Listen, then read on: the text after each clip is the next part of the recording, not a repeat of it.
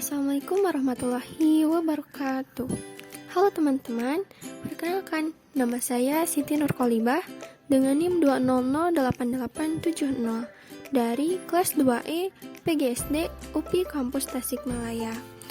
Nah teman-teman, bertemu lagi bersama saya di video pembelajaran. Kali ini saya akan menyampaikan pembahasan mengenai prinsip-prinsip dari pengembangan kurikulum. Nah, teman-teman penasaran? Sebelum kita membahas prinsip-prinsip pengembangan kurikulum, saya akan membahas terlebih dahulu apa itu kurikulum dan pengembangan kurikulum. Nah, dalam Undang-Undang Nomor 20 Tahun 2003, kurikulum diartikan sebagai seperangkat rencana dan pengaturan mengenai tujuan, isi, dan bahan pembelajaran serta cara yang digunakan sebagai pedoman penyelenggaraan kegiatan pembelajaran untuk mencapai tujuan pendidikan tertentu. Nah, kemudian dalam rangka mencapai tujuan pendidikan tersebut, kurikulum tidaklah bersifat statis, tetapi bersifat dinamis. Kurikulum dapat diubah dan dimodifikasi sesuai dengan perkembangan zaman. Proses mengubah dan modifikasi kurikulum ini dinamakan sebagai pengembangan kurikulum.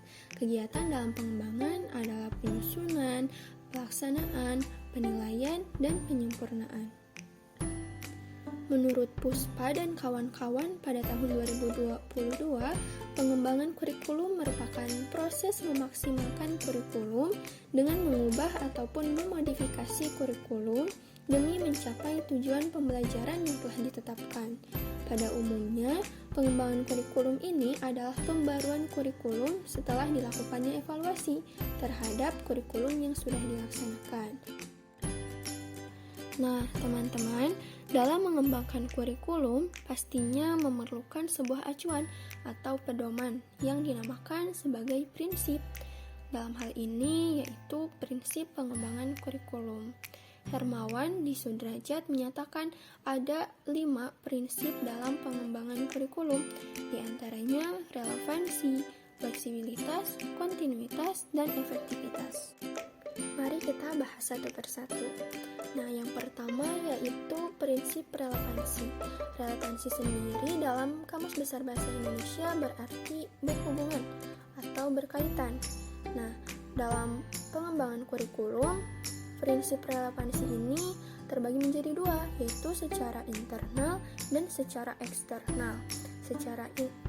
Secara internal, kurikulum memiliki relevansi antara komponen-komponen kurikulum, yang diantaranya ada tujuan, bahan, strategi, organisasi, dan evaluasi. Nah, semua komponen-komponen tersebut saling berkaitan satu sama lain. Sedangkan secara eksternal, komponen itu memiliki relevansi dengan tuntutan sains dan teknologi, tuntutan dan potensi siswa, serta tuntutan dan kebutuhan pengembangan masyarakat. Maka, dalam membuat kurikulum harus memperhatikan kebutuhan lingkungan masyarakat dan siswa di sekitarnya, sehingga nantinya akan bermanfaat bagi siswa untuk berkompetensi di dunia kerja yang akan datang. Dalam realitanya, prinsip ini memang harus betul-betul diperhatikan karena akan berpengaruh terhadap mutu pendidikan. Dan yang tidak kalah penting, harus sesuai dengan perkembangan teknologi, sehingga mereka selaras dalam upaya membangun negara. Prinsip yang kedua yaitu prinsip fleksibilitas. Fleksibilitas sendiri memiliki arti dalam Kamus Besar Bahasa Indonesia yaitu luas atau dapat menyesuaikan diri. Nah, dalam hal pengembangan kurikulum, prinsip ini memungkinkan penyesuaian berdasarkan situasi dan kondisi tempat dan waktu yang selalu berkembang, serta kemampuan dan latar belakang siswa. Peran kurikulum di sini sangat penting terhadap perkembangan siswa. Untuk itu, prinsip fleksibel ini harus benar-benar diperhatikan sebagai penunjang untuk peningkatan mutu pendidikan. Kurikulum harus menyediakan ruang untuk memberikan kebebasan bagi pendidik untuk mengembangkan program pembelajaran. pendidik dalam hal ini mengembangkan kurikulum yang sesuai dengan minat, kebutuhan siswa, dan kebutuhan bidang lingkungan mereka. Prinsip yang ketiga adalah prinsip kontinuitas, yaitu adanya kesinambungan dalam kurikulum, baik secara vertikal maupun secara horizontal.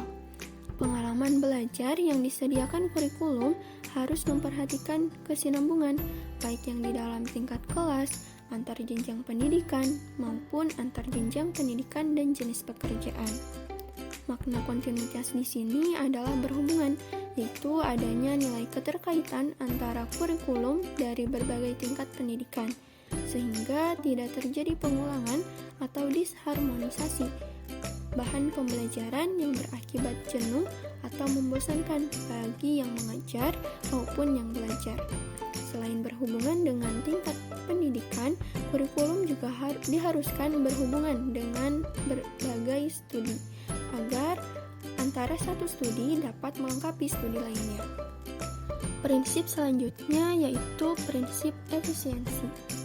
Dalam Kamus Besar Bahasa Indonesia, efisiensi memiliki arti sebagai kemampuan menjalankan tugas dengan baik dan tepat. Efisiensi adalah salah satu prinsip yang perlu diperhatikan dalam mengembangkan kurikulum, sehingga apa yang telah direncanakan sesuai dengan tujuan yang ingin dicapai. Jika sebuah program pembelajaran dapat diadakan 1 bulan pada satu waktu dan memenuhi semua tujuan yang ditetapkan, itu bukan halangan, sehingga siswa dapat mengimplementasikan program pembelajaran lain karena upaya itu diperlukan agar dalam pengembangan kurikulum dapat memanfaatkan sumber daya pendidikan yang ada secara optimal, cermat, dan tepat sehingga hasilnya memadai. Prinsip yang terakhir yaitu prinsip efektivitas. Efektivitas di sini berarti sejauh mana rencana program pembelajaran dicapai atau diimplementasikan. Dalam prinsip ini ada 2 aspek yang perlu diperhatikan, yaitu efektif mengajar guru dan efektif belajar siswa. Dalam aspek mengajar guru, jika masih kurang efektif dalam mengajar bahan ajar atau program, maka itu menjadi bahan dalam pengembangan kurikulum di masa depan, yaitu dengan mengadakan pelatihan, workshop, dan lain-lain. Sedangkan pada aspek efektivitas belajar siswa, perlu dikembangkan kurikulum yang terkait dengan metodologi pembelajaran, sehingga apa yang sudah direncanakan dapat tercapai dengan metode yang relevan dengan materi atau materi pembelajaran. Baik teman-teman, pembahasan kita telah selesai dimulai dari pengertian apa itu kurikulum, kemudian pengembangan kurikulum, sampai prinsip-prinsip pengembangan kurikulum. Nah, dapat disimpulkan bahwa prinsip-prinsip pengembangan kurikulum ini terbagi ke dalam 2 kelompok, yaitu prinsip umum dan prinsip khusus. Prinsip berperan sebagai pedoman kurikulum agar dalam pengembangannya sesuai dengan kebutuhan dan perkembangan masyarakat. Kurikulum harus dirancang sesuai dengan perkembangan masyarakat karena tujuan dari pendidikan adalah mempersiapkan peserta didik bisa berkarya ketika mereka menjadi anggota masyarakat sesungguhnya. Kurikulum yang baik adalah kurikulum yang dapat memenuhi keragaman kebutuhan pengguna lulusan. Dalam pengembangan kurikulum, diperlukan kesinambungan antara materi pelajaran dan jenis program pendidikan agar proses pembelajaran menjadi efektif.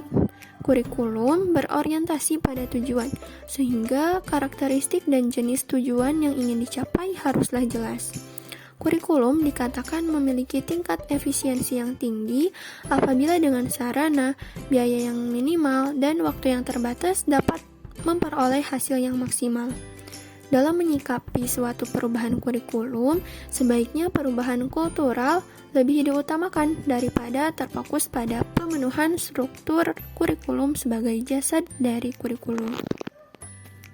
Baik teman-teman, pembahasan kali ini telah selesai. Semoga bermanfaat khususnya untuk saya, dan mohon maaf atas kekurangannya. Billahi taufiq wal hidayah. Wassalamualaikum warahmatullahi wabarakatuh.